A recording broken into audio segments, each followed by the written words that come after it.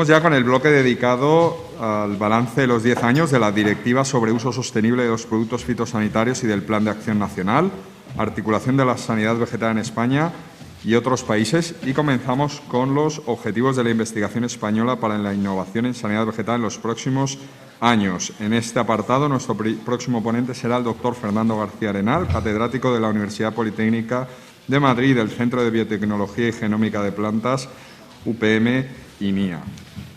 Nos hablará de la investigación en patología vegetal y control sostenible de las enfermedades de los cultivos. ¿Cómo funciona esto? ¿Cómo paso y cómo...? Espera.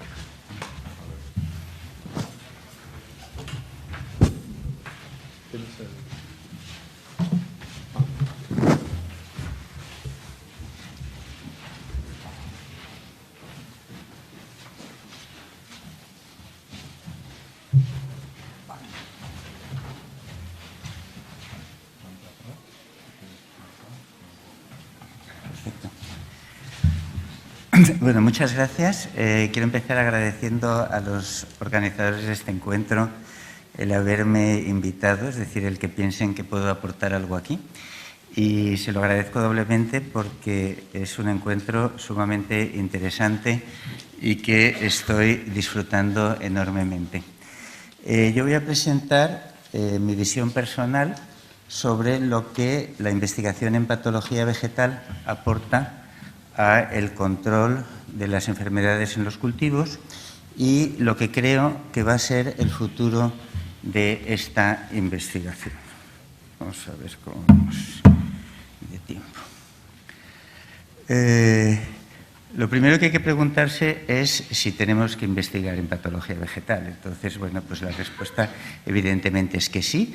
En primer lugar, porque es un tema interesante, es decir, el conocer las interacciones entre los patógenos y los huéspedes es interesante de por sí, tanto si nos referimos a los caracoles que viven en los lagos de Nueva Zelanda, que están estudiadísimos, como si nos referimos a las enfermedades del trigo, que es el primer cultivo mundial. Pero si nos referimos a las enfermedades del trigo o de cualquier cultivo, pues las enfermedades causan pérdidas importantes que no voy a comentar porque las ha detallado Rafael Jiménez Díaz esta mañana y solo quiero destacar en esta diapositiva que la eficacia del control de las enfermedades de las plantas pues es relativamente baja. Lo que Oerke llama patógenos, que son fundamentalmente hongos, micetos y bacterias, pues tiene una eficacia del 30% y en el caso de los virus, pues la eficacia es bajísima y eso sí es un tema a recordar.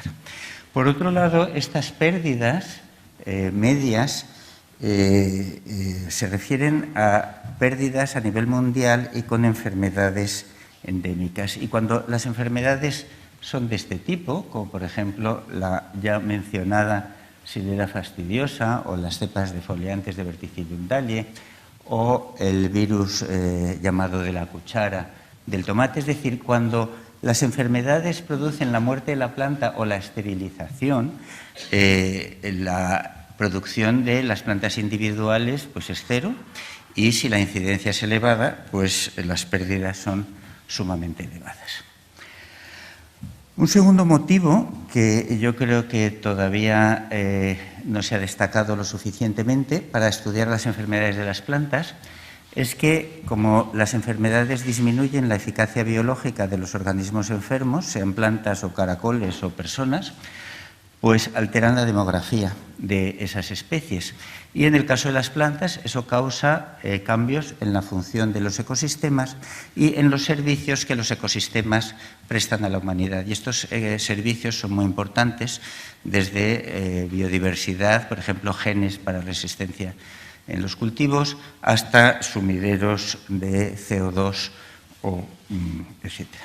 Y entonces aquí, como ejemplo, traigo el mismo que había elegido Rafael esta mañana, que es el de la muerte súbita de los robles en Europa y en Estados Unidos, que se ha estudiado especialmente bien en California y que los mapas de aumento de riesgo de enfermedad pues muestran la extensión desde su introducción en la Bahía de San Francisco en el año 90 hasta ocupar una superficie importante de bosques en California y cambiar la composición de esos bosques con consecuencias serias. Estos ejemplos que he puesto, desde el virus de la cuchara hasta la muerte súbita de los robles, son ejemplos de enfermedades emergentes, de los cuales también se ha hablado ya esta mañana. Y las enfermedades emergentes se definen como las que han aparecido nuevamente en una población huésped o que aumentan rápidamente su incidencia o área de distribución debido a cambios de su epidemiología, es decir, que pueden reemerger o estar presentes y tener poca importancia y emerger. Y citando esta revisión de Anderson del año 2004, otros aspectos de los que ha citado Rafael, pues vemos aquí que tradicionalmente los virus han sido los principales agentes de emergencias, cosa que también ocurre en humanos como estamos sufriendo, ¿no? Bueno, pues ¿qué se puede hacer para disminuir este tipo de impactos? Pues también es bien sabido lo que se puede hacer, ¿no? Pero quiero destacar que los denostados plaguicidas pues son el método de control más eficaz que tenemos y que hay una correlación entre producción y uso de plaguicidas. Seguramente por haber dedicado mi vida profesional a estudiar unos patógenos que no tienen control químico, pues valoro muchísimo el control químico y creo que es pues lo más eficaz que hay, pero bueno, pues tienen los problemas que ya se han comentado en charlas anteriores. Entonces, debido a estos problemas, el uso de plaguicidas en España, debido a estos problemas, entre otras cosas, se ha reducido notablemente en los últimos 10 o 12 años, pero eso no ha ocurrido con el uso de los plaguicidas utilizados para controlar las enfermedades, es decir, que el uso de fungicidas se mantiene más o menos constante y la investigación en fungicidas es una investigación muy activa. Por ejemplo, con datos del FRAG, pues en los últimos 15 años se han generado más de un 20% de nuevas moléculas y lo que es más significativo, se han generado más de un 15% de nuevos grupos funcionales dirigidos a nuevas dianas de hongos o micetos. Es decir, que la investigación en plaguicidas es eficaz, es muy activa, quiero decir, la investigación en plaguicidas permite el desarrollo de compuestos que son más eficaces o más específicos o menos contaminantes. Pero el uso de plaguicidas pues no resuelve los problemas porque aparte de los problemas intrínsecos de los plaguicidas, pues hay muchos grupos de patógenos para los cuales no hay plaguicidas. Y en esas situaciones tenemos que recurrir al uso de la resistencia, que en teoría es un método ideal, pero es un método que no es sostenible porque se supera, o al uso de otras estrategias que todas ellas son preventivas y van dirigidas a eliminar el inóculo o disminuir su potencial o disminuir su dispersión y que no son muy eficaces. Por tanto, la patología vegetal o la investigación en patología vegetal debería desarrollar nuevas estrategias de control o aumentar la eficacia de las existentes.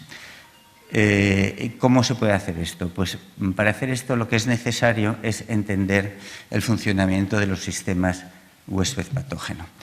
El entendimiento de los sistemas huésped-patógeno durante los últimos 40 años se ha apoyado en 3 patas fundamentales.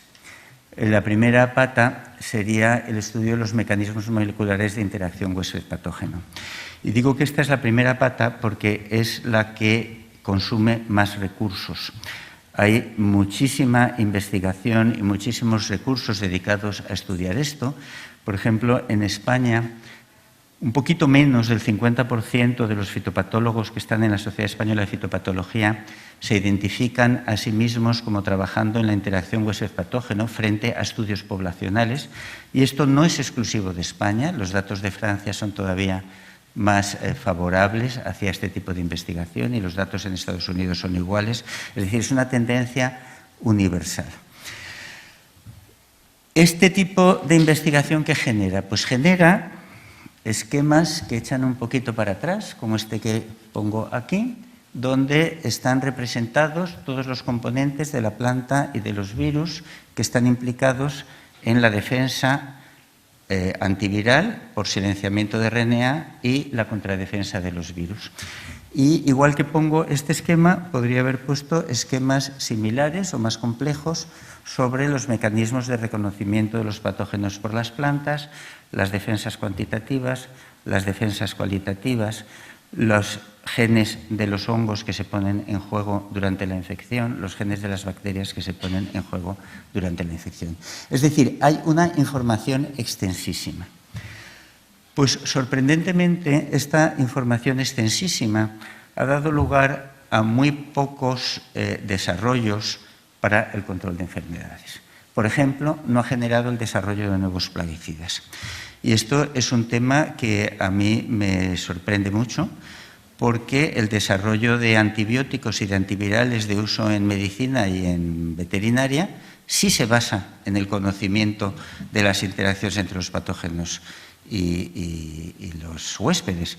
Y no solo de antivirales, por ejemplo, el que se haya tenido en un tiempo récord una vacuna frente al COVID es porque se conoce perfectamente qué molécula del virus interacciona con qué receptores de la célula huésped. Bueno, pues esta información, que también se tiene para las plantas, pues no se ha trasladado a un desarrollo de plaguicidas.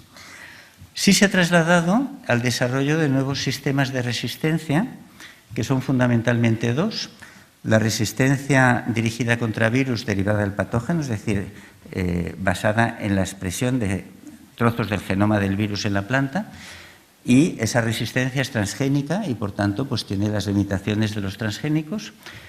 Y se ha generado, pero que yo sepa no está comercializada ninguna variedad, la posibilidad de anular genes implicados en la susceptibilidad por edición génica, de forma que aumente la resistencia cuantitativa del huésped.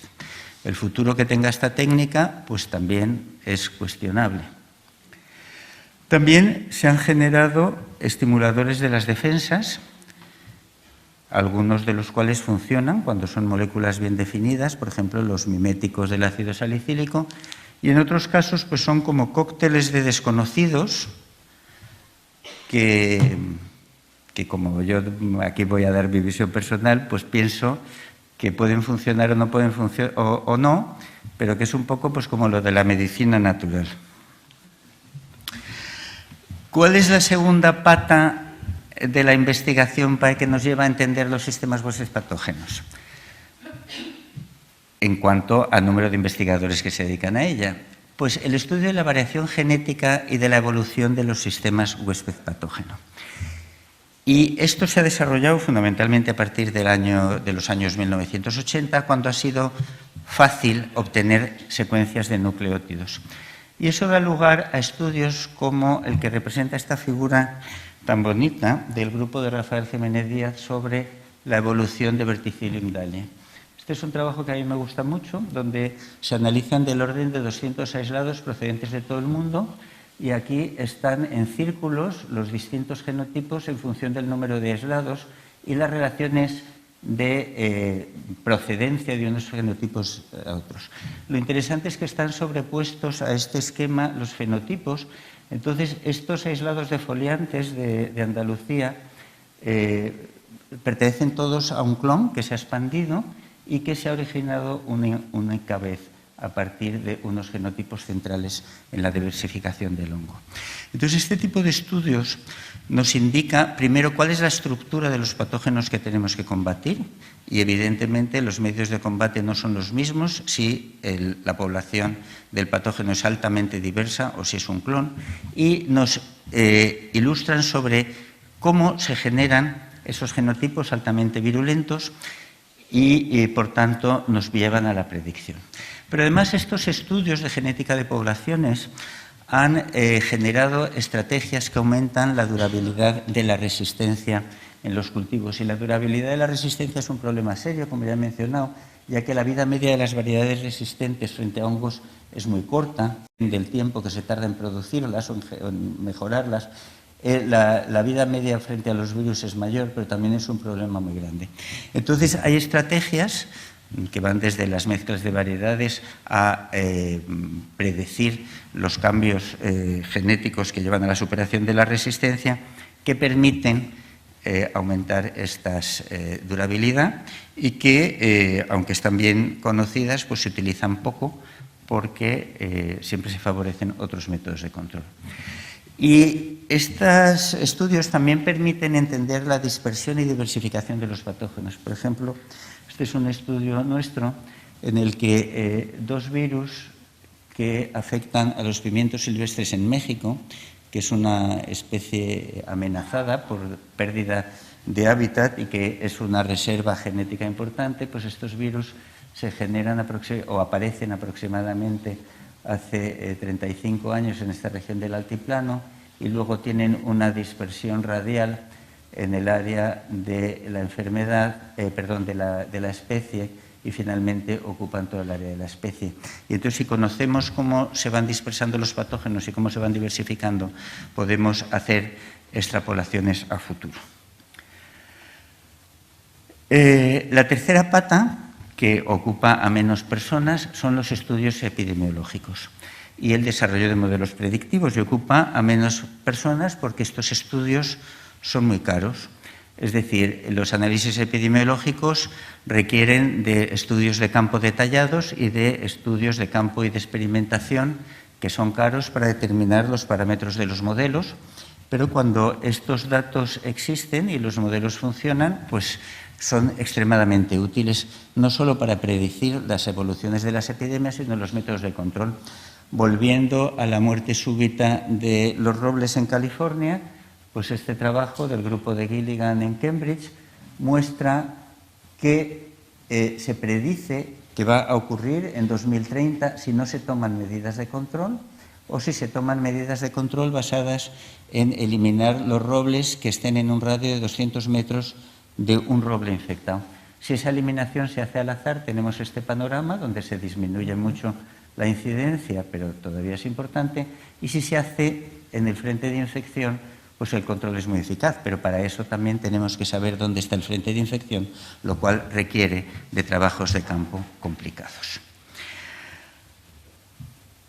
Evidentemente, creo que en los próximos años pues seguirá trabajándose sobre estos temas, pero a mi entender el gran desafío de la patología vegetal es predecir la emergencia.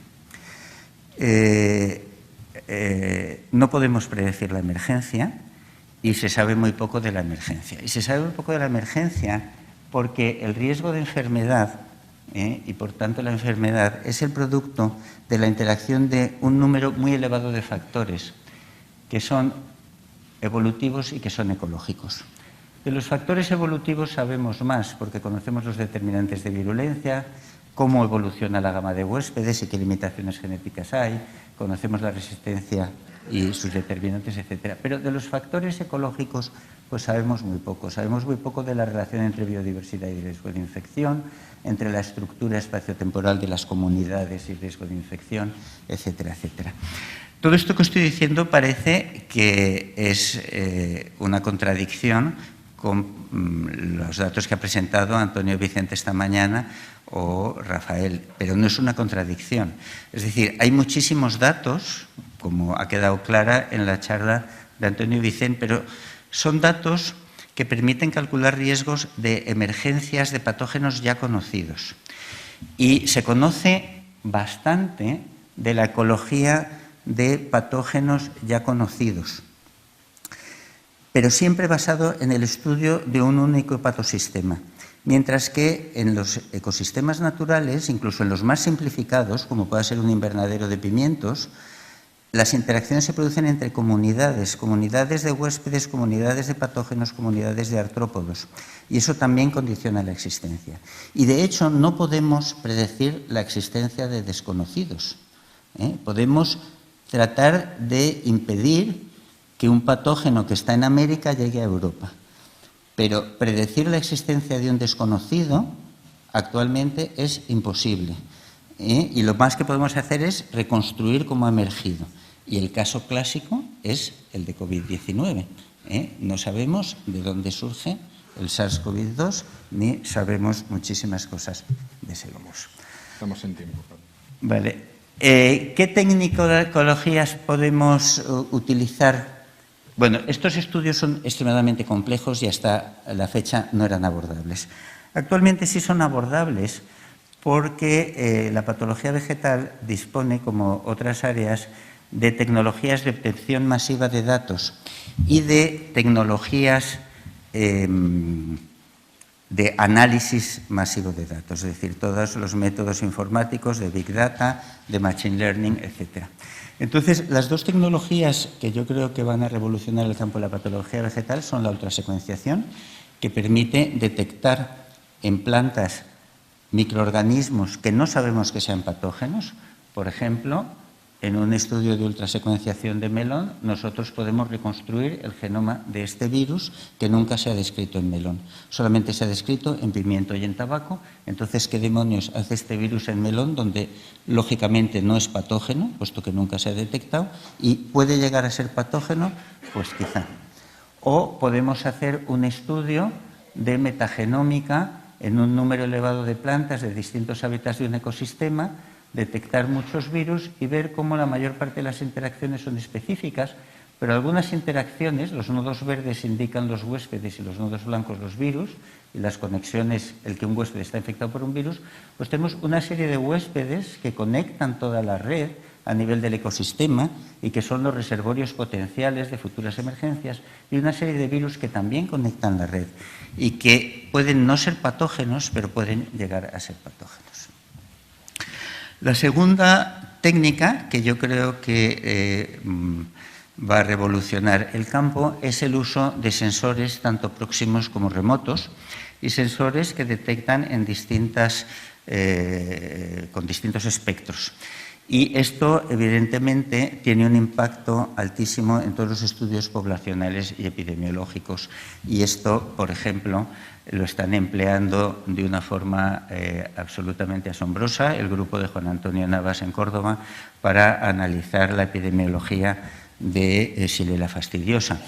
El uso de estos sensores, por ejemplo, esta es una imagen de su último artículo, del último artículo del que yo tengo noticias, no sé si hay otros posteriores, permite, mediante el uso de drones, obtener muchísimos datos, muchísimos más de los que obtendríamos a nivel de suelo, pero también permite, con estos espectros específicos, detectar plantas que todavía no son sintomáticas, pero están infectadas, con lo cual tenemos un número de datos que permiten, mediante las técnicas de manejos de datos masivos, pues hacer reconstrucciones y predicciones muy interesantes.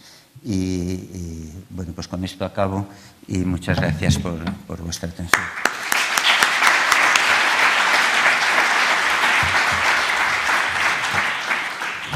Muchas gracias, Fernando. Vamos con nuestra siguiente ponencia del doctor César Fernández Quintanilla, del Departamento de Protección Vegetal del Instituto de Ciencias Agrarias del CSIC.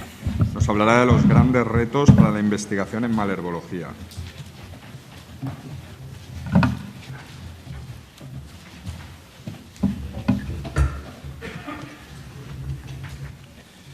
Bueno, buenos días.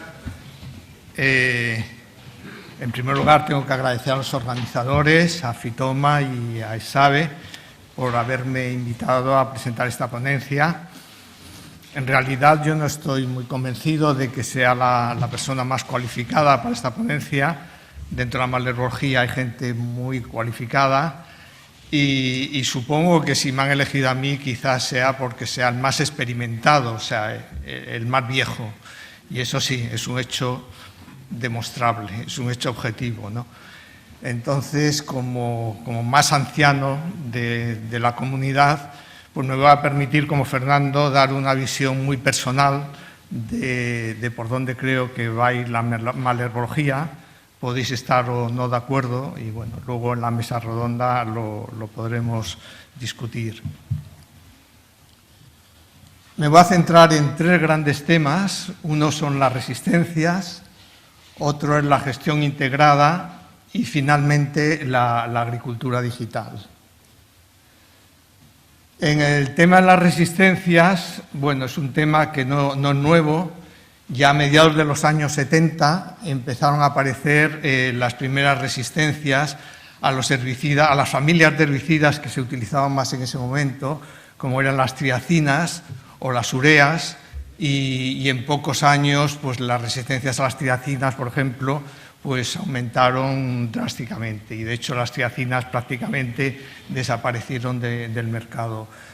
Las sustituyeron en parte los inhibidores de ALS y los bipiridilos, y como podéis ver, a mediados de los años 80, o sea, 10 años más tarde, empezaron también a desarrollarse rápidamente resistencia, sobre todo a los inhibidores ALS.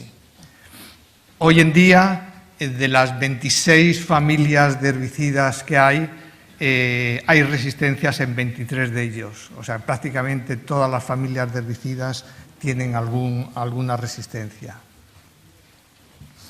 Si consideramos el número de especies que tienen resistencia única, a día de hoy, pues son más de 500 especies de malahierbas con resistencia única.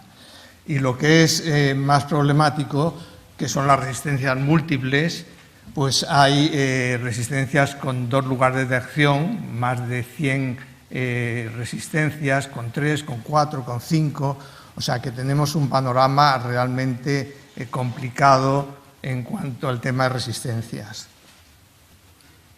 Os voy a presentar un caso pues muy representativo, como es el del vallico, el del Lolium rigidum, que es una de las especies dominantes en los cultivos de cereales, y hoy en día, según los datos del CPRH, pues hay al menos 9 herbicidas que son resistentes, o sea, que el Lolium rigidum es resistente a todos estos herbicidas que pertenecen a diferentes familias. O sea, que a la hora de controlar Lolium, pues realmente el agricultor lo tiene complicado. Entonces, ¿qué tipos de investigaciones se pueden hacer para afrontar este problema? Pues hay diferentes líneas de investigación que van desde desarrollo de productos, de nuevos productos, a técnicas de detección y seguimiento, estudiar los mecanismos de acción, los mecanismos de resistencia y prevención y control.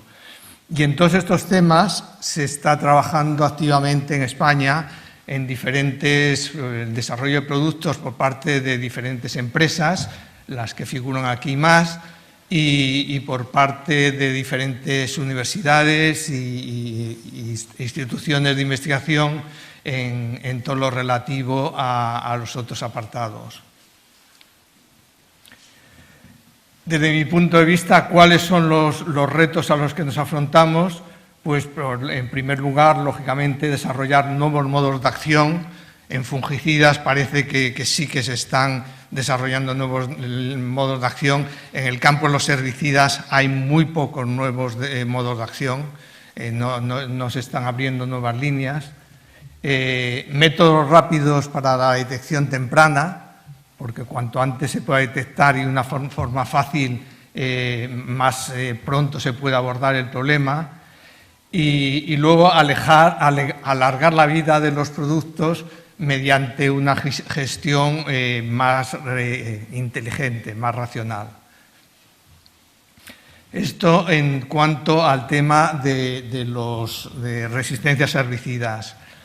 En cuanto a la gestión integrada, bueno, voy a empezar por presentaros un poco el escenario en el cual nos estamos moviendo en general en la agricultura, que es una creciente polarización entre diferentes visiones de cómo debería ser la agricultura. Por un lado, hay los que piensan que se debería hacer un uso más intensivo de las labores, mientras que otros piensan que las labores deberían de estar prohibidas por ley y deberían de ser sustituidas por herbicidas, ¿no? También los hay partidarios de una agricultura más industrial, más intensiva, en gran escala, mientras que se proponen, por otro lado, la agricultura de proximidad, una agricultura local, intensiva, etc. Y por otro lado están los defensores de la agricultura transgénica y por otro lado está la agricultura ecológica. Todo esto está muy bien y el que haya una diversidad de enfoques pues es muy valioso. El tema es que no es que haya una diversidad de enfoques, sino que existe una radicalización en estos enfoques. Entonces, que es difícil compaginar unos con otros, ¿no? Entonces, de alguna forma, la gestión integrada lo que pretende es, digamos, romper con esta radicalización, ¿no? Y aprovechar conceptos o tecnologías provenientes pues, tanto de la agricultura convencional como de la agricultura ecológica, de la agricultura de conservación o de cualquier sitio donde vengan, ¿no? Entonces, un poco lo que se trata es de lo que está hoy tan de moda, que es un enfoque inclusivo, o sea, sin exclusiones, que no se puede excluir a ninguna medida de control. Y eso implica pues, hacer un uso más juicioso de todas las medidas disponibles, lo que los británicos llaman many little hammers, que quiere decir que, bueno, que es mejor a veces es mejor dar muchos pequeños martillazos para clavar un clavo que pegar un martillazo muy fuerte, ¿no? Que aunque las herramientas no sean tan eficaces, pero muchas herramientas juntas pueden ser más eficaces. El papel de los herbicidas posiblemente cambie, no son los principales motores del sistema, sino que son una herramienta más que se utiliza para hacer los ajustes que se considere que sean necesarios. Y por fin, pues, evaluar el comportamiento de estos sistemas utilizando no solo criterios económicos o agronómicos, sino también sociales y ambientales. Entonces, en este sentido, las líneas de investigación que se pueden realizar son de dos tipos. Una, buscando más bien tácticas de control concretas, como pueden ser pues, métodos biológicos, herbicidas biológicos, métodos mecánicos, métodos culturales o herbicidas.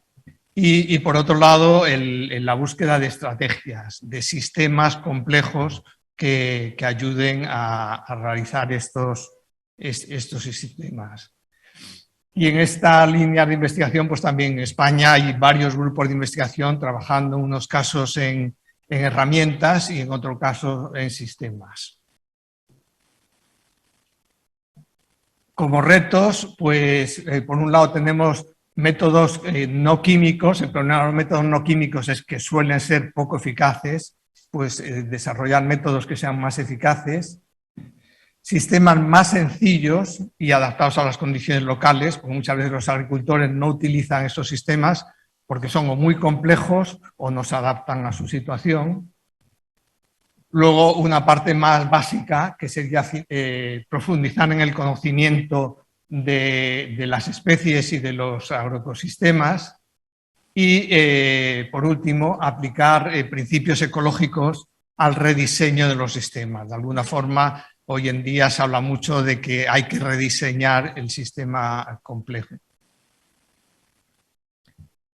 Y por último llegamos a la agricultura digital, que es el último tecnologías que han llegado, debido a que ya existe una serie de tecnologías que están maduras y que se pueden aplicar en el campo, como pueden ser los sistemas de geoposicionamiento. Todos los que utilizamos en el coche, en el móvil, son técnicas que están más que probadas.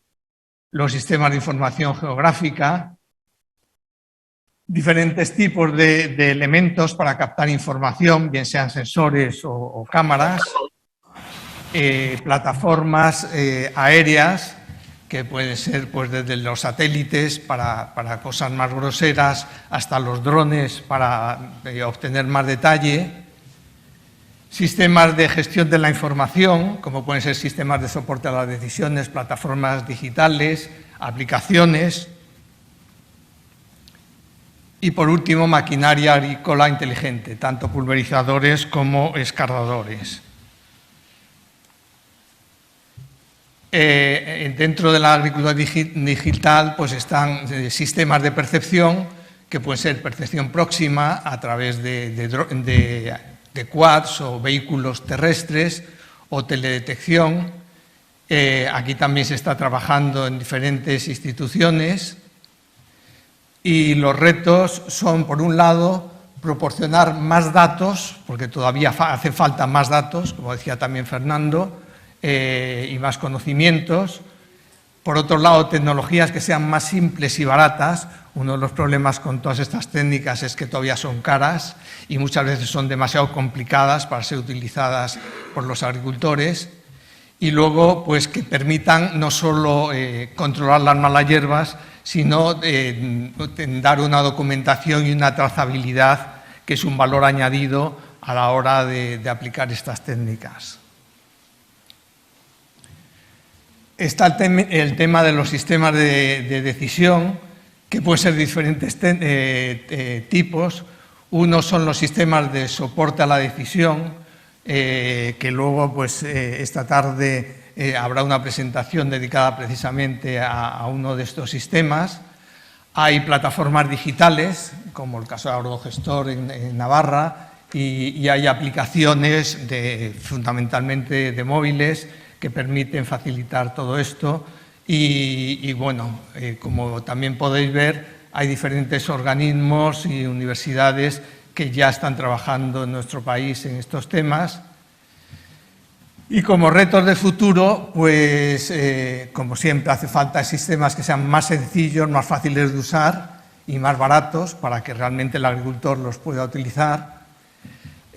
También hace falta que haya un desarrollo más participativo, que los propios agricultores intervengan en estos desarrollos para dar desde sus primeras etapas poder aportar lo que ellos saben y lo que ellos desean, ¿no?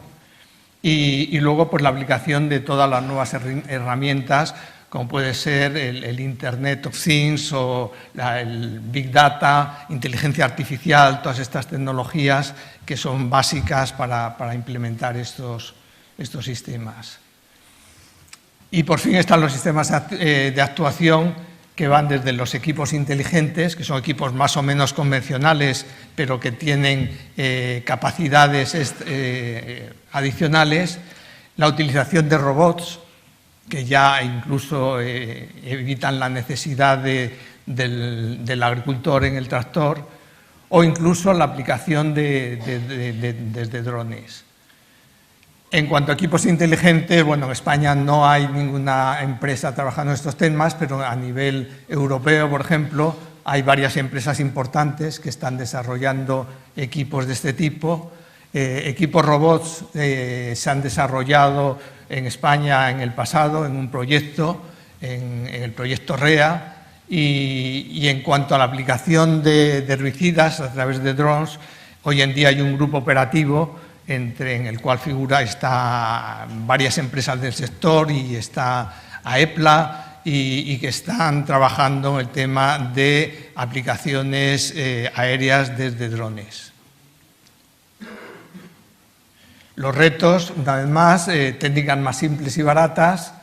El futuro, según yo lo veo, va más por aplicaciones en tiempo real que por aplicaciones en base de mapas.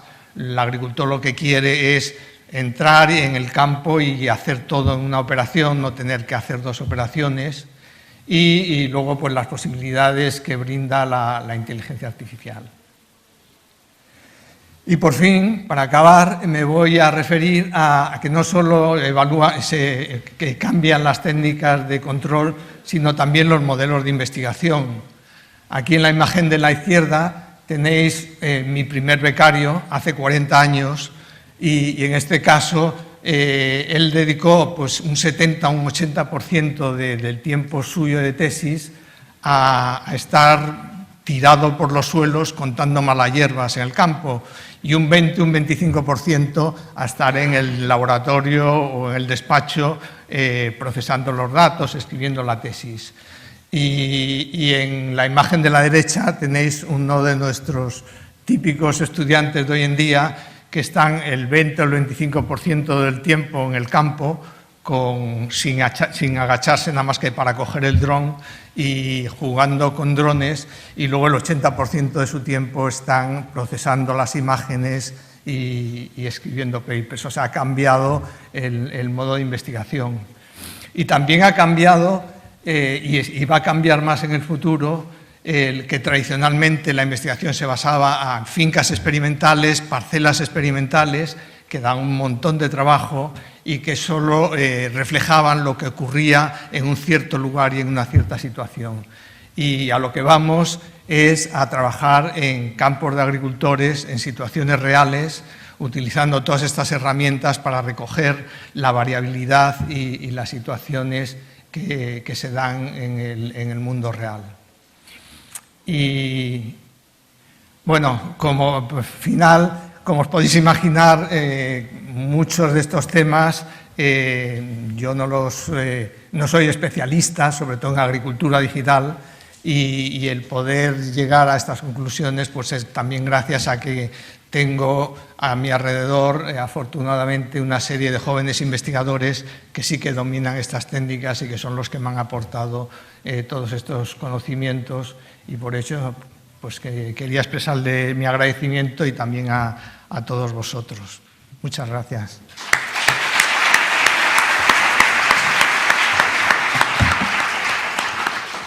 Muchas gracias, César. No nos seguimos con malherbología porque nuestra siguiente ponente vía videoconferencia es Marta Benito, del Departamento de I+D+I de Corteva y técnico en herbicidas de cereal para Iberia de Corteva AgriScience. Nos hablará de arilpicolinatos, una nueva familia química que revoluciona los herbicidas.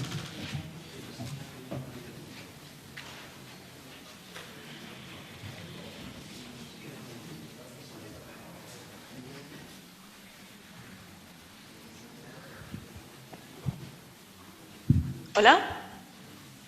Hola, Marta. ¿Me escucháis? Sí, te escuchamos y vemos. Vale, vemos perfecto. Por confirmar nada más. Sí, ¿Veis la pantalla completa, verdad? Sí. Sí, perfectamente. Perfecto. Bueno, pues en primer lugar agradeceros esta invitación para dar esta ponencia, aunque lamentablemente tenga que ser de esta manera así telemática, pero bueno, es lo que ha tenido que ser este año, lamentablemente, ¿no? Bueno, pues me presento primero. Mi nombre es Marta Benito y, bueno, como ya habéis comentado, yo formo parte del equipo de investigación y desarrollo en Corteva y, concretamente, estoy involucrada pues, en proyectos de herbicidas más enfocados a herbicidas de cereal y arroz y fungicidas. Bueno, yo vengo aquí a explicaros, a hablaros un poco de dos moléculas, dos materias activas nuevas englobadas dentro de lo que podemos considerar una clase química al menos diferente, ¿vale? Entonces, comenzaríamos. Aquí tenéis, digamos, actualmente la HRAC considera esta familia química, realmente no es una familia química como tal, las incluye dentro, como veis aquí, de los piridincarboxilatos, incluidos a su vez dentro de lo que anteriormente conocíamos como auxinas sintéticas y que, bueno, con la nueva clasificación han pasado a llamarse oximimics, lo que traducido pues vendría a ser algo como mimetizantes de auxinas, algo similar, ¿no? ¿Por qué son tan importantes los herbicidas auxínicos para nosotros? ¿Qué razones tenemos realmente para aplicarlos? Bueno, pues aquí tenéis tres razones bastante importantes, ¿no? Para empezar, porque son materias activas muy eficaces en posemergencia. Realmente el control que proporcionan es muy efectivo en un amplio número de malas hierbas, ¿no? Muchas de ellas incluso hierbas que podemos considerar económicamente importantes en muchos cultivos. Por otro lado, pues normalmente suelen ser herbicidas sencillos de aplicar. Y finalmente, pues por la baja frecuencia de malas hierbas, de generar, digamos, casos de resistencia, ¿no? Aquí tenéis la gráfica de resistencias de Jan Heep, que por lo que he podido ver ya ha sido compartida antes por el doctor César Fernández Quintanilla en la ponencia anterior, que pues, no os es desconocida. Tenemos representada, como veis, la evolución a lo largo de estos 65 años y tenéis el número de especies resistentes a 5 mecanismos de acción entre los que podemos decir que estarían englobados la mayor parte de los herbicidas más utilizados hoy en día, ¿no? ¿Qué decir? Bueno, pues las auxinas sintéticas oximimix hoy por hoy, que tenéis aquí representadas con esta línea marrón, creo que podríamos decir, pues son de las moléculas más antiguas realmente, ¿no? Que tenemos en el mercado. Fijaros que llevan desde el año 45 y en proporción, sin embargo, pues son de las que menos casos de resistencia han generado. Por otro lado, pues si las comparamos con otros mecanismos de acción también muy conocidos, como por ejemplo los inhibidores de la ALS, pues fijaros que llevan desde el año 79, son mucho más recientes y sin embargo pues han generado un número de casos de resistencia al menos significativamente mayor, ¿no? en menos tiempo además. Y bueno, pues las ACCasas también, que también es bastante conocido, pues podemos decir lo mismo realmente. Llevan también desde los años 70, son más recientes y sin embargo pues siguen estando por encima en número de resistencias. Con lo cual, pues bueno, pues podemos decir que las aplicaciones de auxinas, de herbicidas auxínicos, tienen menor riesgo de generar resistencias en comparación con otros grupos de herbicidas también muy utilizados hoy en día. ¿Cómo funcionan los arilpicolinatos? ¿Vale? Pues actúan realmente interrumpiendo lo que es la regulación del crecimiento de las plantas. Entonces, lo que hacen es, en primer lugar, son absorbidos principalmente por las hojas, aunque también en menor medida por las raíces. Se metaboliza a su forma activa, una vez que ya está dentro, y posteriormente lo que hace es traslocarse a través de la planta, acumulándose al final pues, en los meristemos. Y ya pues finalmente las células absorben las moléculas que se unen a unos receptores auxínicos específicos, principalmente será el receptor AFB5, como veremos más adelante, y esta unión pues lo que finalmente hace es desencadenar la degradación de las proteínas represoras, ¿no? Al final lo que provoca es que la planta comienza a crecer de manera normal y en cuestión de pocos días se ven los síntomas visibles y ya pues tras pocas semanas termina produciéndose la muerte de la mala hierba.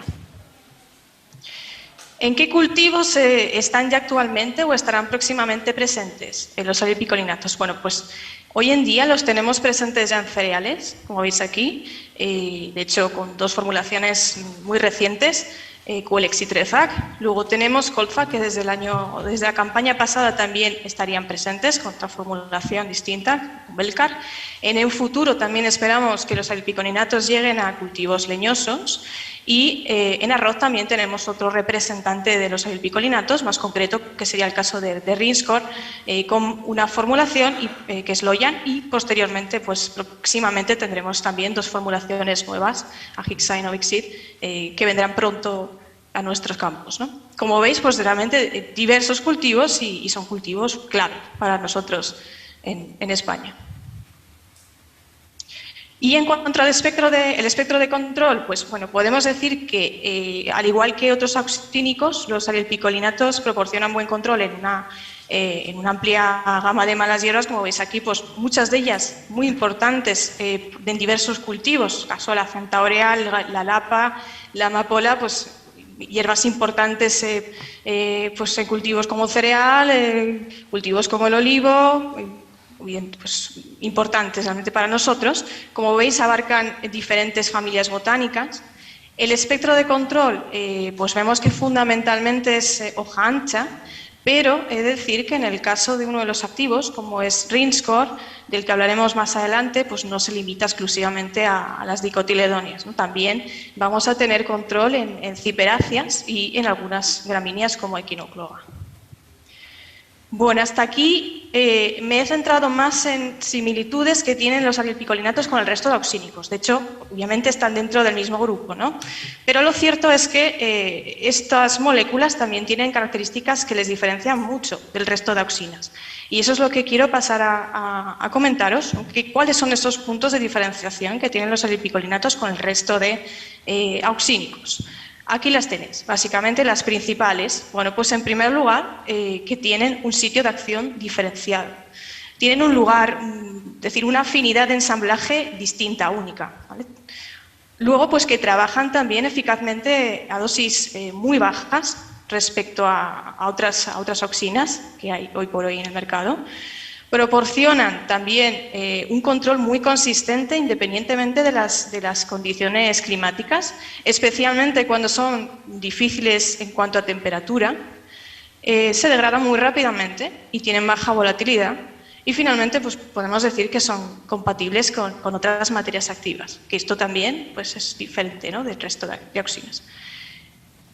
En cuanto, bueno, pasando a comentar un poquito más en detalle los puntos más importantes de diferenciación, aquí tenéis el sitio de acción, ¿no? Aquí los herbicidas auxínicos se unen a receptores específicos que lo que hacen al final es activar procesos que acaban produciendo la muerte de la hierba, ¿no? Son procesos letales. Entonces, aquí tenéis una tabla en la que se representan dos de estos receptores más importantes, receptores auxínicos. Lo que les ocurre, digamos, a estos herbicidas es que muestran distintas preferencias de unión a estos diferentes receptores. Y precisamente este es un punto, o el punto principal, en donde tenemos la diferencia más importante de los alilpicolinatos con otros auxínicos, ¿no? Porque fijaros que mientras el resto de auxinas presentan una afinidad baja o media por este receptor, FB5, Arilex y Rinskor, que son los representantes de esta clase química, sin embargo, pues tienen una afinidad alta, mientras que se unen pues, más débilmente a este receptor, al TIR1, ¿no? Por tanto, los alilpicolinatos lo que tienen diferente al final, en comparación con otras auxinas, es que no se van a ensamblar de la misma manera a todos los receptores que hay. Y esto, al final, precisamente es lo que estamos defendiendo desde Corteva frente a la CHERRAC, para que considere a los alilpicolinatos como una familia química distinta, ¿no?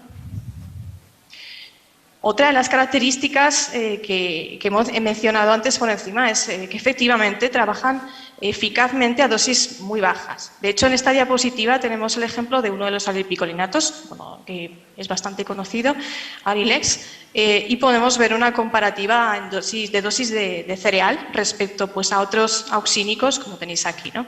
Por supuesto, bueno, las dosis de uso efectivas van a depender un poco también de las especies objetivo, de la geografía, pero realmente la conclusión es la misma. Entonces, bueno, vemos que Arilex es eficaz a dosis de 5 a 7 gramos y medio de activo por hectárea y si lo comparamos con dosis de aplicación de otros activos, como puede ser clopiralida, que además se incluye dentro del mismo grupo de los piridincarboxilatos, ya existe una diferencia muy significativa en dosis. Y esta diferencia se incrementa todavía más si lo comparamos con otros auxínicos como sería el fluroxipir o de la familia de los fenoxis, uno de los más conocidos que sería pues, el 2,4-D, que ya bueno, pues los rangos de dosis, como veis aquí, están muy por encima de los Arilex. ¿Por qué tanta importancia a esto? Pues obviamente porque a menor dosis, menor impacto ambiental, punto importantísimo y por hoy. Otra característica, el control consistente que ofrecen los alilpicolinatos pues bajo condiciones complicadas, ¿no? Digamos que el rendimiento no se ve afectado por la temperatura, por ejemplo. Aquí esto es una diapositiva también donde ponemos de ejemplo Arilex, que funciona perfectamente pues, en un rango de temperaturas muy amplio, sin que tenga ningún impacto en la eficacia. Precisamente, pues esto también es diferente, porque los herbicidas auxínicos, por lo general, requieren condiciones cálidas, o más cálidas al menos, ¿no?, para obtener buen control. Y en el caso de la selectividad, que es importante, pues no se va a ver comprometida, ¿no?, por realizar un tratamiento con frío. Por tanto, pues aquí el punto clave es que se trata de otorgarle al agricultor una mayor flexibilidad a la hora de aplicar. Y bueno, pues finalmente lo que hemos hablado de compatibilidad con otras materias activas, es que aquí pues no existe ningún antagonismo. Arilex, por ejemplo, es compatible incluso con todos los graminicidas del mercado y esto pues es otra característica diferencial respecto a las auxinas, ¿no? Esto, bueno, en cuanto a los puntos de diferenciación, pasamos a presentar de manera oficial las dos primeras moléculas, aunque ya hemos mencionado algo sobre ellas en las diapositivas anteriores, pero aquí tenéis oficialmente los dos primeros componentes de esta clase química, que serían Arilex y Rinskor. Bueno, ¿dónde tenemos Arilex? Como he dicho, está ya presente en el mercado de los cereales, bueno, pues para el control de hoja ancha y, bueno, como veis aquí, pues hierbas muy importantes en cereal, como pues la amapola, la Apa centaurea, Aquí tenemos hoy en día ya dos formulaciones en este mercado, serían Coelex y Trezac, la mezcla con Florasulam y la mezcla con aminopiralid. En colza, donde ya tenemos presencia desde la campaña pasada, también para el control de hierbas importantes en este cultivo. Y aquí pues ya Arilex está presente con la formulación de Belcar, mezcla con Picloram. Y bueno, pues en un futuro nos gustaría también que Arilex llegara a los cultivos leñosos, ¿no? Aquí para el control de hierbas difíciles como es el caso de la coniza o la malva. En cuanto a Rinskor, pues en este caso es una molécula exclusivamente para el cultivo del arroz. Hoy por hoy tenemos ya Rinskor en la formulación Loyan, que es Rinskor solo, y el control que tenemos es control en hoja ancha de las principales hierbas del arroz. Pues aquí tenéis representadas las más importantes: Terantera, Samania, Salisma, Aspergia, Lindernia.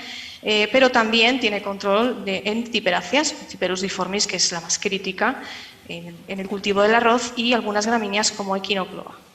Loyan está hoy por hoy en el mercado, pero muy próximamente pues, llegaremos con dos formulaciones nuevas en base también a Rinskor, que serán Novixid y Ajixa. Novixid la mezcla con Penosulam y Ajixa la mezcla con Cialofob.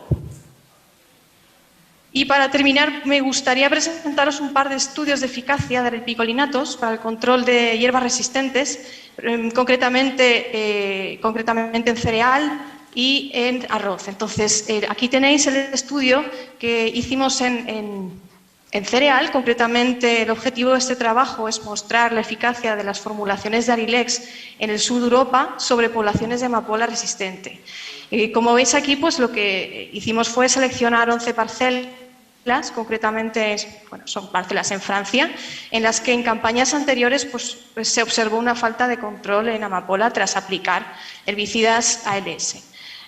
Pues para cada localización se recogieron un número de individuos aleatoriamente y se pasó a realizar el análisis de detección de mutaciones, que en este caso fue realizado por dos laboratorios distintos, el laboratorio alemán, el Plantalit, y el Intra francés.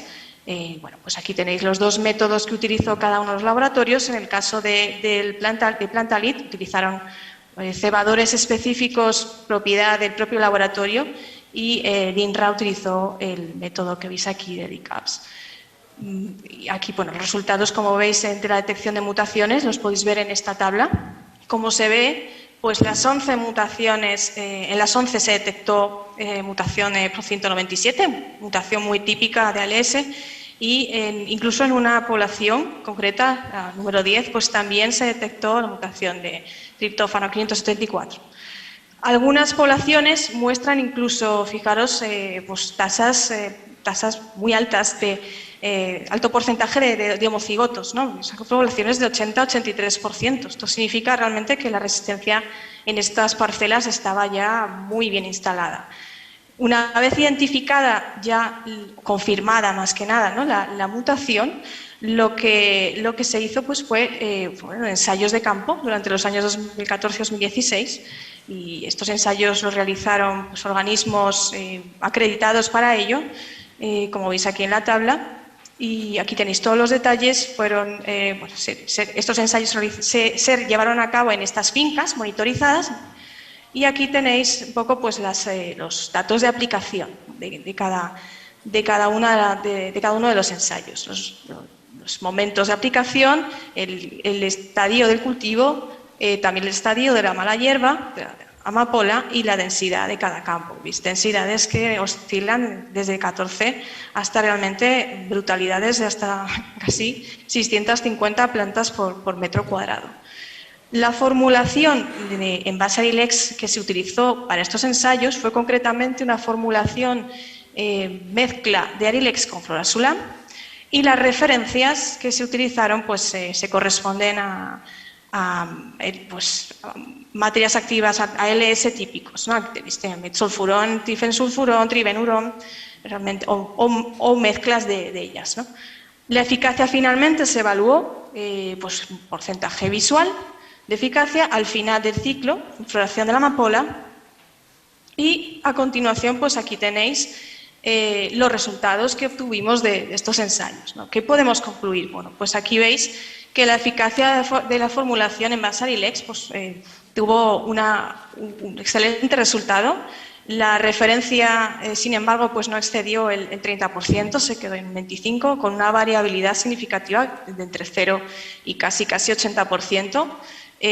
Por tanto, pues la formulación de Arilex fue muy efectiva contra estas poblaciones de amapola resistente.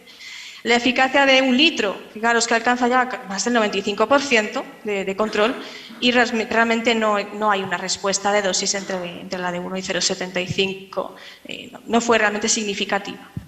Por tanto, pues pudimos concluir que efectivamente el formulado en base a Arilex demostró tener una acción muy efectiva contra las amapolas resistentes a ALS. Esto obviamente en un contexto como el nuestro, en el que la amapola es una de las especies más problemáticas que tenemos en cereal, pues resulta muy interesante, ¿no? el poder traer al mercado pues, nuevas materias activas que puedan posicionarse como herramientas para el manejo integrado de poblaciones resistentes, como es este caso, ¿no? En el caso de la amapola. Esto en cuanto a cereal, pero también tenemos otro estudio realizado con Rinskor, como el otro aril picolinato que tenemos. Aquí, bueno, pues me gustaría, aquí tenéis un estudio, esta vez realizado pues, con Rinskor para el control de poblaciones de Cyperus difformis resistentes a ALS en arroz. Como sabéis, bueno, la situación de resistencias en este cultivo, digamos que cuanto menos es complicada, ¿no? Porque se han confirmado muchos casos de resistencia ya en varias especies. Es un cultivo que podríamos decir que es muy particular, con una complejidad técnica muy grande, manejos distintos en función de cada zona arrocera. Es decir, finalmente pues esto implica una dificultad adicional a la hora de diseñar estrategias de actuación o de prevención de resistencias. Por ese motivo pues, es tan importante otra vez que lleguen soluciones al mercado que permitan ayudar a combatir estas especies complicadas. En este estudio contamos con la colaboración del Cicitex y se seleccionaron 10 poblaciones procedentes de campos de arroz de Sevilla que se enviaron a Cicitex para la identificación o más bien para la confirmación de mutaciones en el gen de ALS. Estas poblaciones se recogieron porque se observó pues, que no, después de realizar la aplicación de un herbicida ALS, pues no hubo respuesta, el control fue deficiente, ¿no? Bueno, pues se seleccionaron 10 poblaciones. Aquí, pues realmente el Cicitex lo que hizo fue realizar ensayos de invernadero tras confirmar esas mutaciones. Estos ensayos de invernadero, como veis aquí tenéis un poco las condiciones en las que se realizaron, repeticiones una planta por maceta, 8 macetas por dosis de herbicida y la aplicación se realizó entre 2 y 6 hojas del Cyperus. Los tratamientos que se aplicaron los tenéis aquí abajo, ¿vale? Aquí tenéis pues 2 ALS típicas del arroz, bensulfurón a sus dosis de registro y penosulan utilizadas. Y luego pues tenemos 3 formulaciones en base a Rinskor, Loyan, Novixil, que es la mezcla con penosulan, y Ajixa con cialofo, a sus dosis también de registro. 30 días después del tratamiento se pesó la parte aérea de cada planta y aquí tenéis los resultados de la eficacia. Se pesa y se calcula el control respecto al testigo. Y bueno, aquí tenéis la gráfica con esos resultados. Aquí veis que en el caso del bensulfurón pues apenas tuvo control muy nulo, por decirlo de alguna manera. El penosulan tuvo un control muy deficiente también. Y sin embargo, en el caso de las 3 formulaciones en base a Rinskor, pues los controles fueron excelentes, ¿no? Más del 94% para arriba, como veis aquí. Y aquí tenéis también una foto de una de las poblaciones que pues, resultó, ¿no? Que es resistente a ALS. Aquí veis pues, en la primera maceta el testigo, el bensulfurón, penosulan y finalmente pues, en el caso de las últimas macetas correspondientes a las 3 formulaciones de Rinskor, pues un control total. Y finalmente, bueno, pues para concluir, ¿qué podemos decir que son Arilex y Rinskor? Pues bueno, podemos decir que son innovación y revolución, ¿no? Cada vez es más difícil traer al mercado nuevas soluciones y más en un entorno regulatorio como el que tenemos, que es tan restrictivo, y que realmente puedan llegar soluciones siempre, pues es motivo de celebración, ¿no? Porque no es fácil hoy en día, como sabéis. es flexibilidad y, por supuesto, es comodidad, ¿no? Son moléculas con las que se pretende hacerle la vida más fácil al agricultor, que al final es de lo que se trata. Y, por supuesto, es rentabilidad y es también sostenibilidad, ¿no? Son soluciones fiables, robustas, duraderas, que nos ayudan en el manejo de resistencias en nuestras parcelas. Y, finalmente, pues obviamente, sin duda, pues es apostar, en definitiva, por el futuro del campo. Y hasta aquí mi presentación. Muchas gracias por vuestra atención. Muchas gracias, Marta. Pues, mientras pido al doctor Jordi Recasens que vaya subiendo para la mesa redonda, vamos a escuchar una comunicación oral a cargo de Juan Antonio Lezaun, del Instituto Navarro de Tecnologías e Infraestructuras Agroalimentarias del INTIA. Viene un poco en representación de todos los pósters técnicos que se han presentado y os invitamos a visitar. Están en la carpa. Son 26 trabajos que son un buen ejemplo de lo que se está haciendo en investigación en sanidad vegetal. Ahora Juan Antonio nos hablará del control de plagas en brócoli, estudio del efecto de la mezcla de especies vegetales en los niveles de plaga y fauna auxiliar.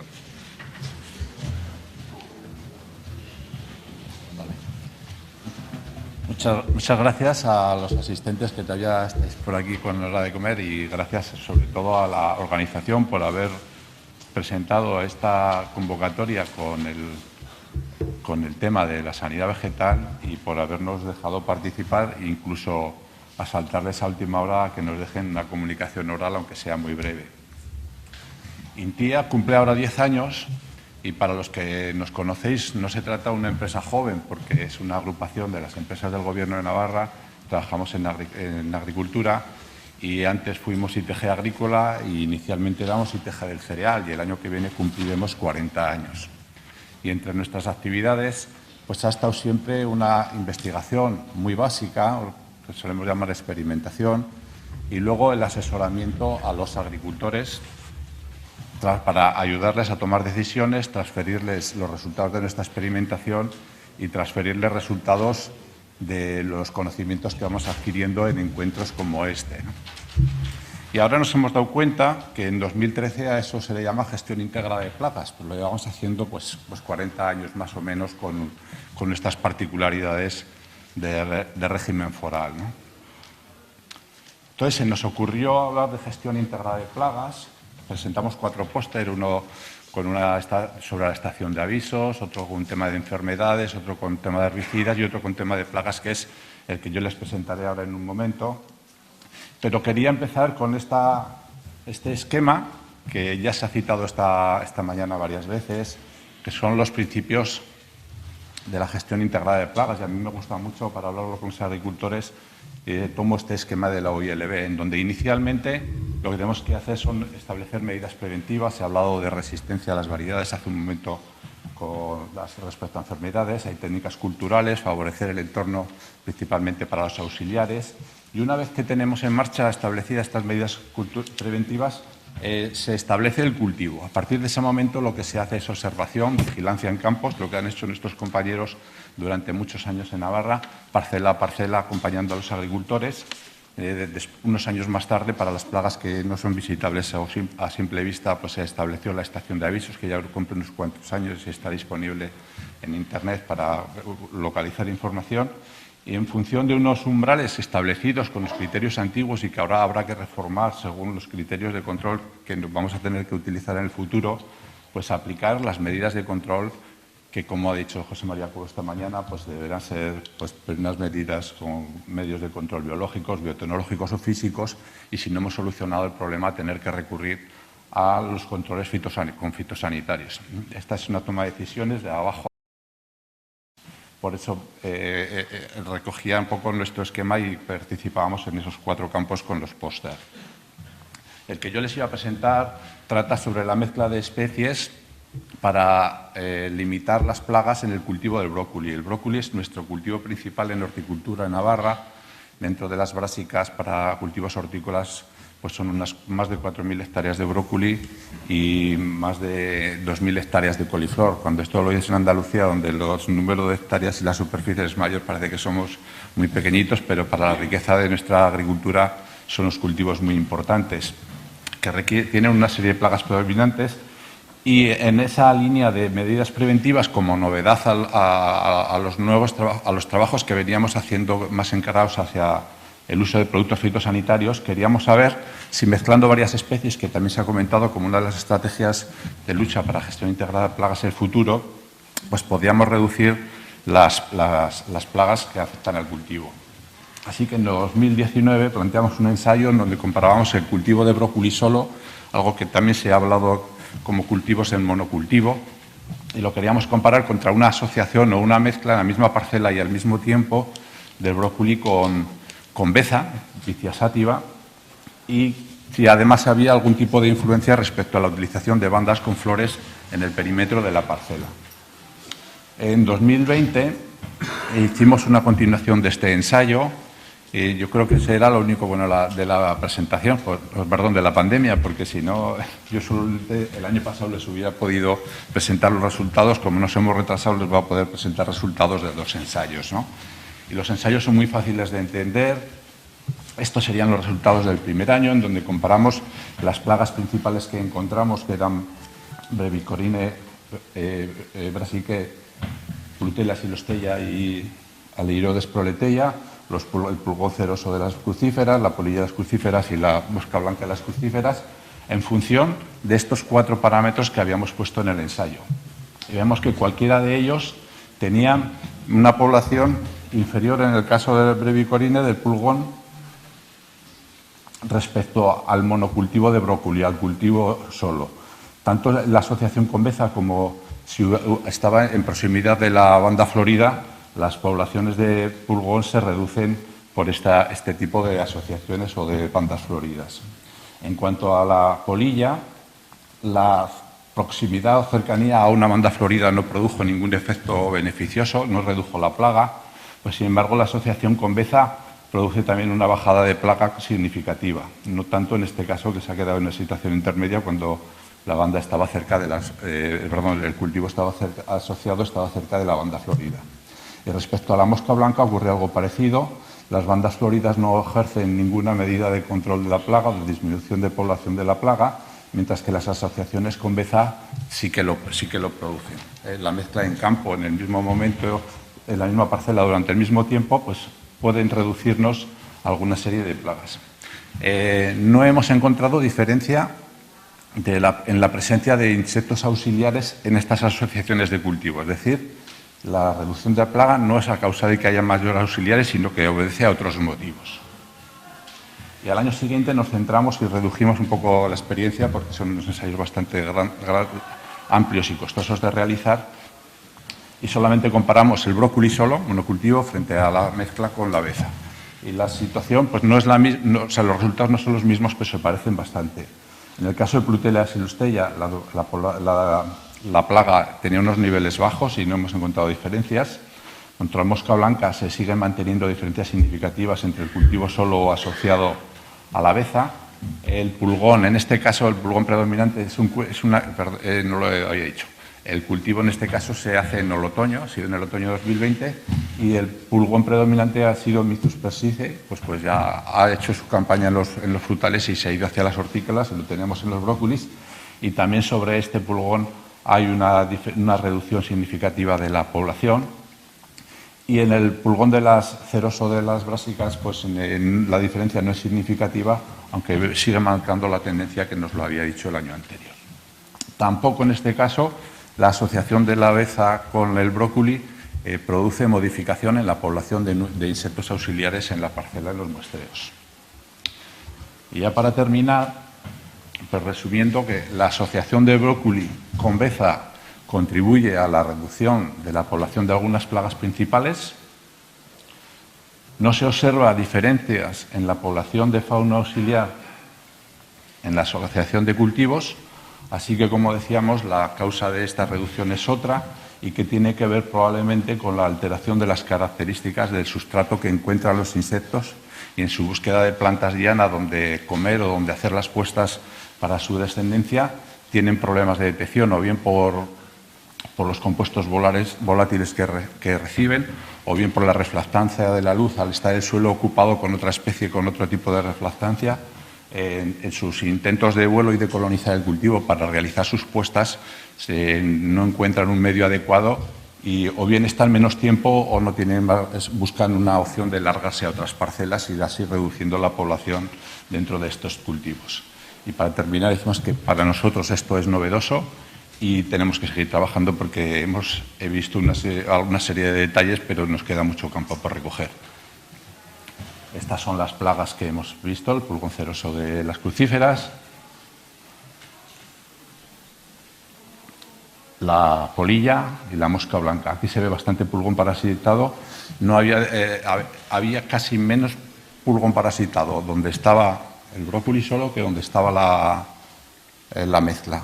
No había diferencias en el número de insectos, diferencias significativas en el número de insectos parasitados, pero esos problemas que le creamos a las plagas para encontrar cultivo diana parece ser que también influyen sobre algunos tipos de auxiliares que tienen más dificultad para encontrar las puestas o las plagas donde van a hacer su alimentación.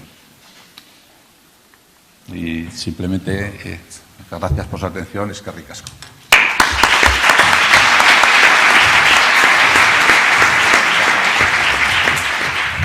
Pues muchas gracias. Y, Juan Antonio, invito a Fernando García Arenal y a César Fernández Quintanilla que suban ya para la mesa redonda, que, como he comentado, será moderada por el doctor Jordi Recasens, catedrático de Malherbología de la Universitat de Lleida y miembro del Comité Científico Técnico de este encuentro internacional.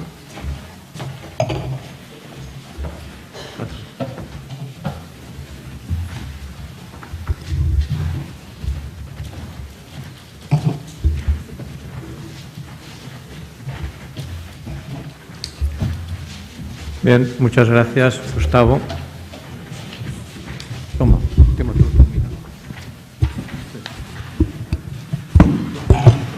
Bueno, ya me llevo.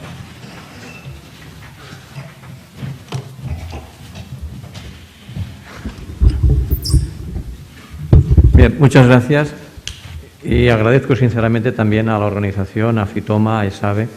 Y yo, aparte de las gracias, quisiera añadir otro sustantivo que sería ilusión. Ilusión por encontrarnos de nuevo aquí tras este paréntesis que todos hemos tenido que soportar estoicamente, ¿no? Y de hecho, pues el poder tener la oportunidad de mantener esa proximidad, que será no solo a través del conocimiento que se nos ha expuesto aquí, sino a través del debate y la posibilidad de contactar personalmente a nivel de pasillos, ayuda muchísimo también a nuestro desarrollo científico, ¿no? Bien, vamos a entrar en debate. Tenemos 10 minutos, no sé si vamos a dar mucho más para dar lugar a muchas preguntas. Vamos un poco con retraso, un poco no, bastante, pero sí, nos han llegado ya varias. Bueno, perfecto. Pues vamos a empezar con las que nos han llegado. Para el profesor García Arenal, ¿puede comentar la significación de virulencias escondidas en huéspedes infectados asintomáticamente en ecosistemas naturales en relación con las emergencias de patógenos? Bueno, yo creo esto está así, ¿no está? ¿Funciona? Sí.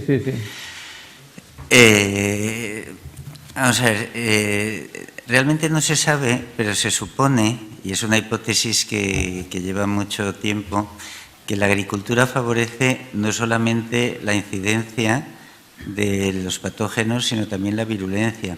Es decir, que estirpes o genotipos de una misma especie, a lo mejor en huéspedes silvestres o en otras comunidades, pues no causan enfermedades.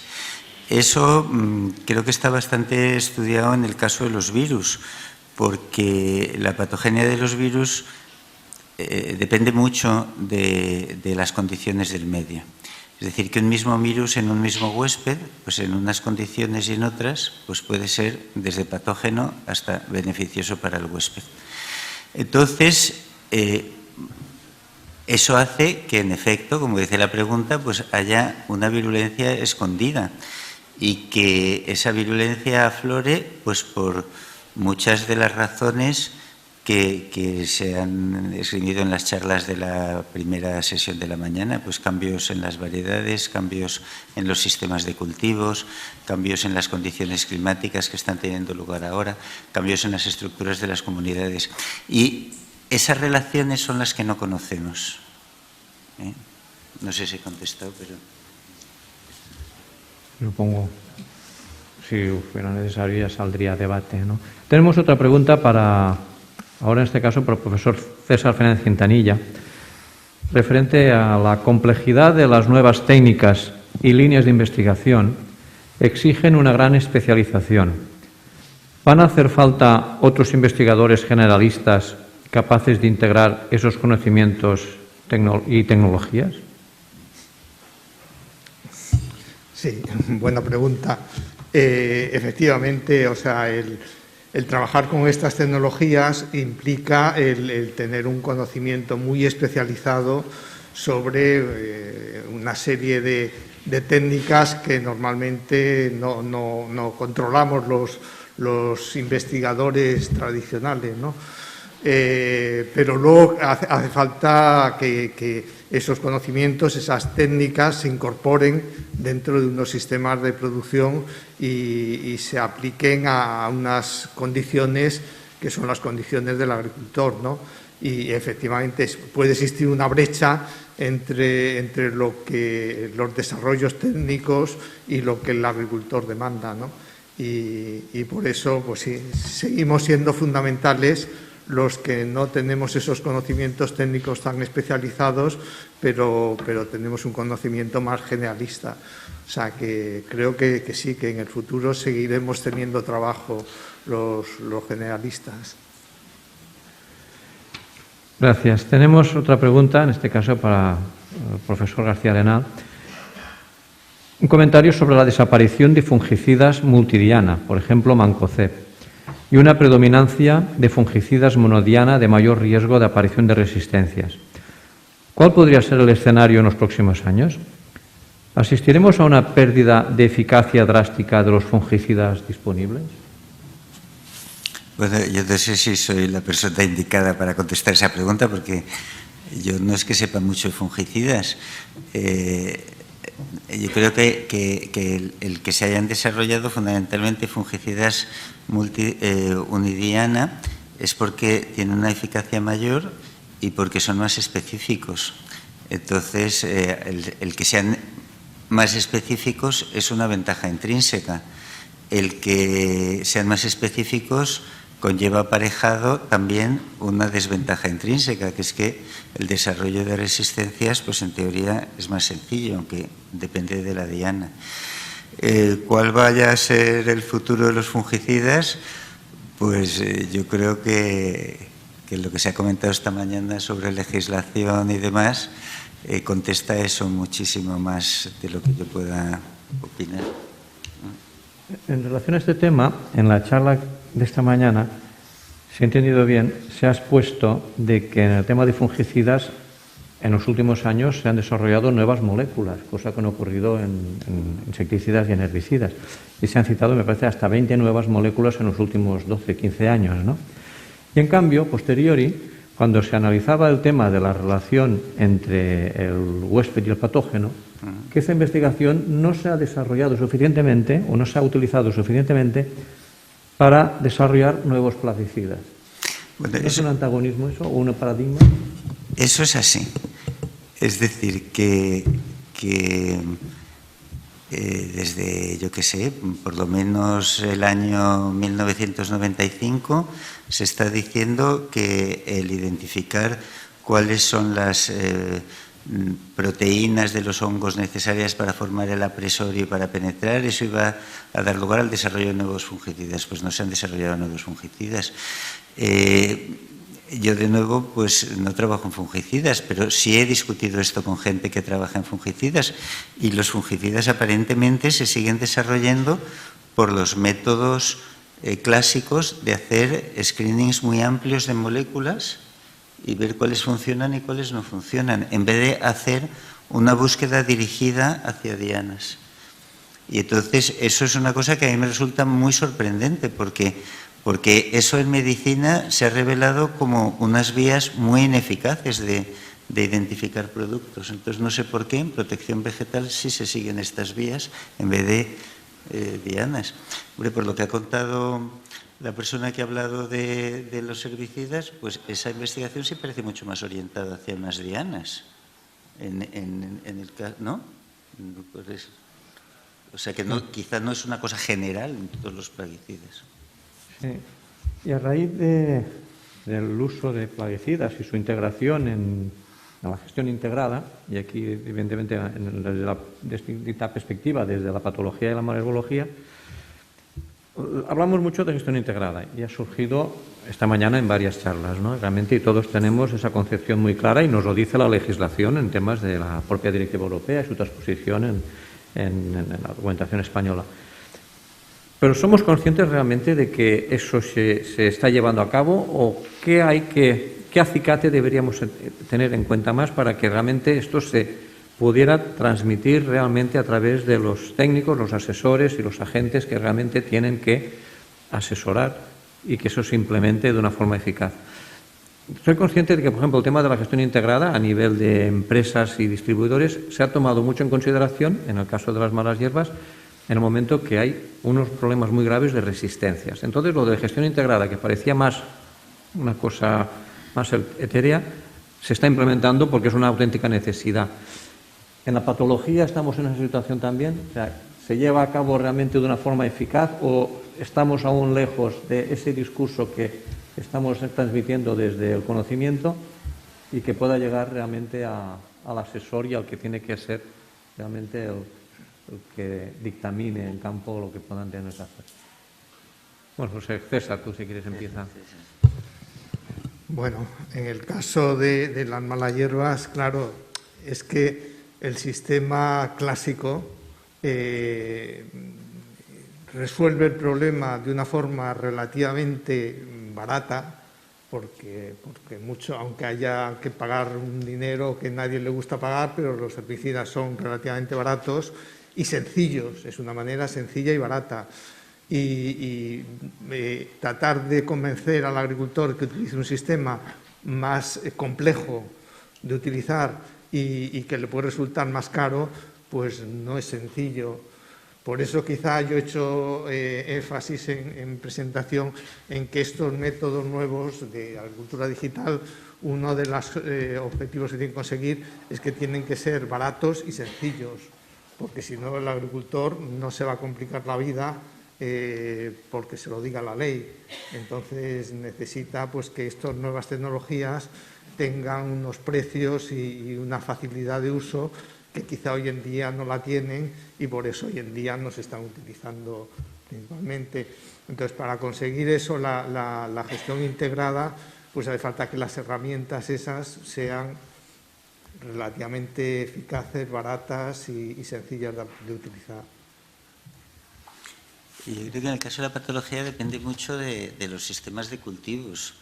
Yo en los sistemas de cultivos que tengo más experiencia, que son los de la horticultura intensiva, siempre me he quedado asombrado del nivel de conocimientos y tecnológico de los agricultores, que incorporan las nuevas tecnologías a grandes velocidades, que te citan los depredadores de las moscas blancas por su nombre, que hacen control integrado y que incorporan muy deprisa además, o sea que de año en año cuando vas al campo pues ves que y claro, pues eso es así. Y luego pues en otros temas que yo he trabajado, como por ejemplo en la horticultura extensiva del centro de España, pues no es así.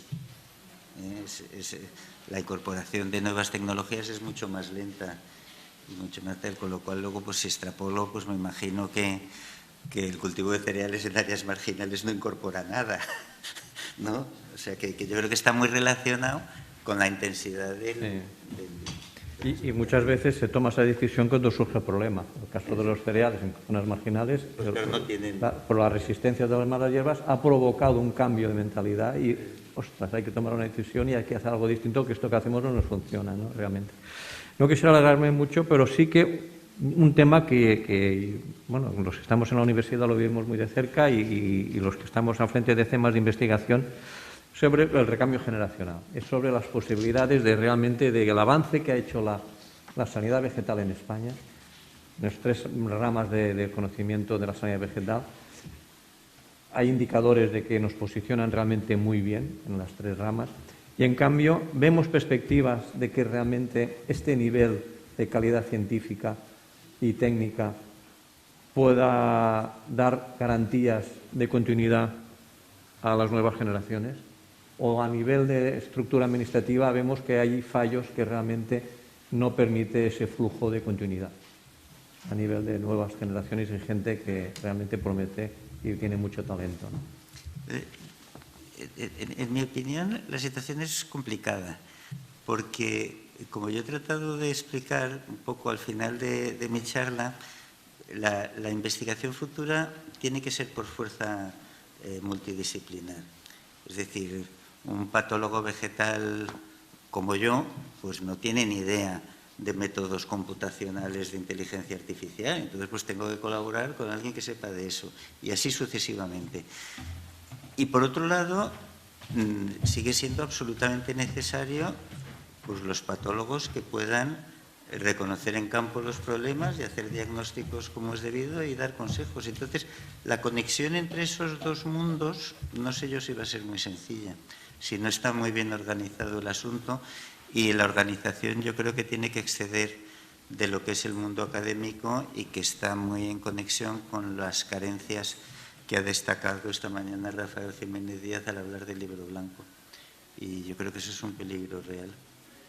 César. Sí, bueno, básicamente yo diría lo mismo, o sea, que ahora el reto es compaginar o complementar la formación especializada con unos conocimientos más generales y luego con la participación del sector. O sea, que ya no solo podemos trabajar en los laboratorios, sino que hay que trabajar en el campo colaborando con el usuario, ¿no? Entonces, que en vez de trabajar tratando de hacer ciencia y luego esa ciencia llevársela al agricultor, hay que coger qué producto es el que queremos desarrollar, que es el que necesita el agricultor, y ver qué ciencia hace falta para que ese producto llegue a ser realidad. O sea, que hay que cambiar. Entonces, eso exige pues, es colaborar con gente que no se colaboraba antes. Y que los indicadores que se utilizan al valorar los proyectos, la calidad científica, también se modifiquen y se tengan en cuenta también. Obviamente. De abajo para arriba, botón up, ¿no? Que realmente sí. Y una última pregunta que nos ha llegado ahora, que es para el profesor García Arena. Una de las herramientas que pedimos los asesores son los modelos predictivos de riesgo de infección. ¿Se está trabajando en estos modelos en la comunidad científica? Y precisamente la pregunta se hace desde una asociación de técnicos de ADB, Atria. Bueno, yo creo que modelos predictivos existen desde hace bastante y cada vez son mejores. Luego lo que pasa es que no se aplican. Es decir, Rafael ha citado también esta mañana un trabajo de un investigador americano, que tanto él como yo hemos conocido, de reducción del uso de fungicidas para el mildiu de la patata. Y este señor pues hizo unos modelos predictivos en los años 80 que funcionaban muy bien y que luego pues resulta que no se aplican porque es complicado introducir en la gestión de una explotación el que los tratamientos no sean a fecha fija, por ejemplo. Es decir, que las constricciones que tiene el control de las enfermedades, y yo creo que el de las plagas y las malas hierbas, son más de tipo operativo, de tipo social, que de tipo científico muy a menudo. Por ejemplo, el ejemplo que he puesto yo esta mañana de los robles en California. Pues ¿se van a gastar los californianos el dinero en erradicar los robles que están en torno a uno infectado? Pues a lo mejor un poquito, pero no suficientemente. ¿Aquí en España nos hemos gastado ese dinero con la seca de las encinas? Pues no. La respuesta es que no. Y que entonces, pues son otros condicionantes que no son condicionantes técnicos. Y eso ocurre en patología vegetal y ocurre en patología humana, o sea que ahí no hay quien... Muy bien, muchas gracias. Podríamos estar más rato y yo disfrutaría esta situación tan confortable de moderar a dos grandes expertos, pero hay un horario y hay que seguir esas pautas. Muchísimas gracias a todos. Muchas gracias.